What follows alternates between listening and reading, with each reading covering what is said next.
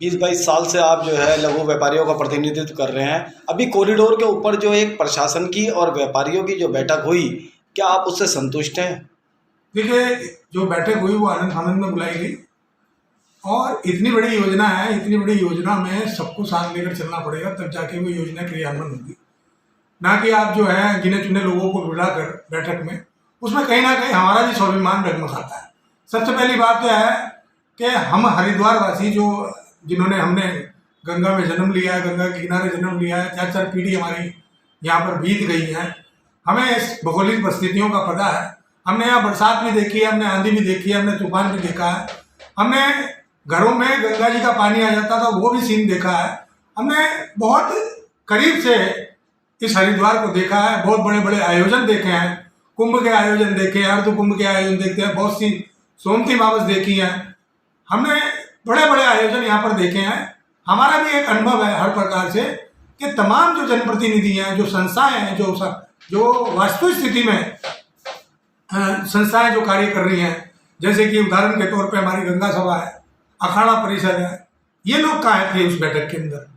चुनिंदा लोग, 4 ही चेहरे दिखाई देते हैं। मैं क्लियर कहना चाहता हूँ, बिल्कुल भी इस बैठक का कोई औचित्य नहीं है। बैठक अगर बुलानी है किसी प्रकार की तो जन सुनवाई का कार्यक्रम रखें किसी बड़े हॉल के अंदर, और एक नोडल अधिकारी इसमें नियुक्त किया जाए जो जन सुनवाई को सुने। और जन सुनवाई भी ये नहीं कि एक मौखिक रूप से होती है, रिटर्न में होती है और अपने सुझाव के रूप में, तब जाकर उस जन सुनवाई की स्क्रूटनी हो, स्क्रूटनी में निकल कर आए। आज हमारे देश के अंदर क्या नहीं है? बड़े बड़े वैज्ञानिक हैं, बड़े बड़े रिसर्च करने वाले पढ़े लिखे श्रोता है, बड़े बड़े मैं समझता हूँ कि जो प्रोजेक्ट चलाने वाले लोग हैं। आज पुनः तीसरी बार मोदी जी प्रदेश के प्रधानमंत्री बने। ठीक है, हरिद्वार के विकास की बात है, हरिद्वार के विकास में बहुत से सारे क्षेत्र ऐसे हैं जहाँ पर विकास हो सकता है, लेकिन ये जो पौराणिकता है हरिद्वार की, अगर इससे छेड़छाड़ होगी तो निश्चित रूप से हम लोग आंदोलन का रास्ता अख्तियार हमने पहले भी किया। हरिद्वार को बचाने के लिए हम हर प्रकार के लिए हरिद्वार को बचाने के लिए हर प्रकार से हम तैयार हैं। मैं आपको बताना चाहता हूँ चोपड़ा जी, हर बार एक बात उठती है कि सौंदर्यीकरण होना है या कॉरिडोर का जो भी काम होना है वो रोड़ी बेल वाला में कर दिया जाए, जबकि आप लघु व्यापारी नेता हैं और वहाँ पे लघु व्यापारियों की भरमार है। ऐसे में आप किस तरीके से देखते हैं? देखिए, कॉरिडोर आज का नहीं है। सन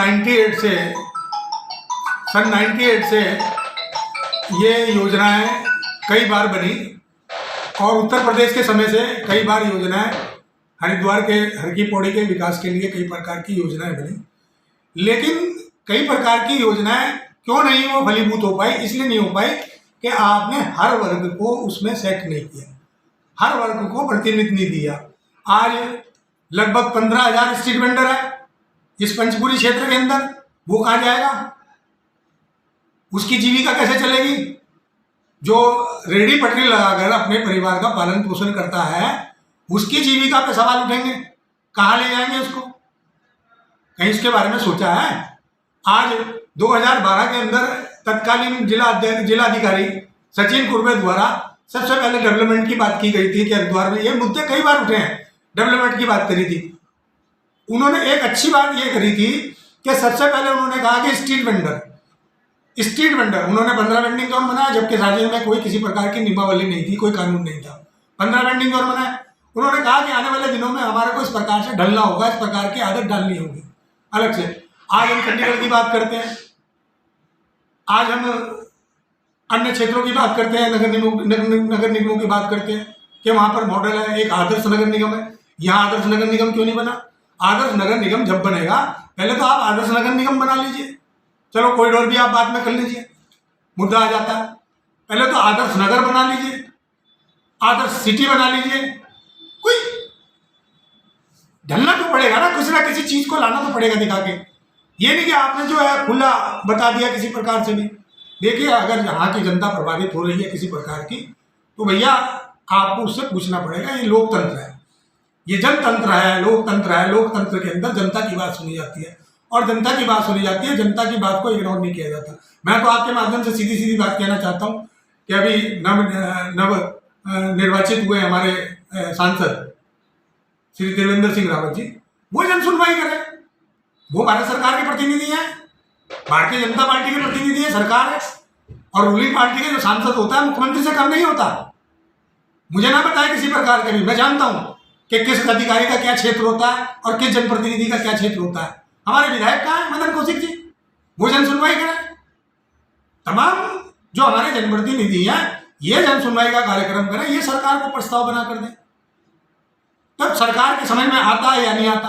अभी पोर्ट टैक्सी की बात उठी थी, पोर्ट टैक्सी पे लोगों ने विरोध किया, हमने पोर्ट टैक्सी का मार्ग बताया, आपने उसका सर्वे तक नहीं कराया। आने वाले दिनों में जब जब भी डेवलपमेंट की बात होगी, डेवलपमेंट उसी जगह पे हो सकता है जो खाली क्षेत्र है। 3 किलोमीटर का हरिद्वार है यार संजय जी, 3 किलोमीटर में हम जो है अपना जीवन व्यतीत करते हैं। उसके बाद हरिद्वार पसर गया, हरिद्वार बढ़ा दिया, अब आप जगदीशपुर हो गया, जगदीशपुर के बाद में जो है अन्य क्षेत्र इसमें जुड़ते गए, बहुत से क्षेत्र अभी भी जुड़ते चले जा रहे हैं। अब तो रुड़की से हरिद्वार शुरू हो जाता है। तो मैं कहना चाहता हूँ आपके माध्यम से, पहली बात तो यह है कि इस बैठक का जो बैठक हुई है इसका कोई औचित्य नहीं है। इसमें वास्तविक स्थिति में जो जनता के प्रतिनिधि हैं, जो जन समर्थन की, जो जनता की बात करते हैं, वो स्टेक होल्डर उस बैठक के अंदर नहीं थे, इसलिए उस बैठक का कोई औचित्य नहीं है। अगर कानूनी रूप से उस बैठक को, उसकी कार्रवाई को अगर हमारे पर थोपा जाएगा तो हम कतई उसे बर्दाश्त नहीं करेंगे। हम सड़कों पर उतरकर उसका जवाब देंगे, हर प्रकार से कानूनी रूप से जवाब दिया जाएगा, कानूनी रूप से देंगे। और ऐसे ही कोई कॉरिडोर नहीं आ सकता, उसकी नियमावली बनी होगी, उसकी नियमावली बनी होगी। उस नियमावली में कितने सुझाव है, हर कोई नियमावली जो उसको प्रभावित करती है उसके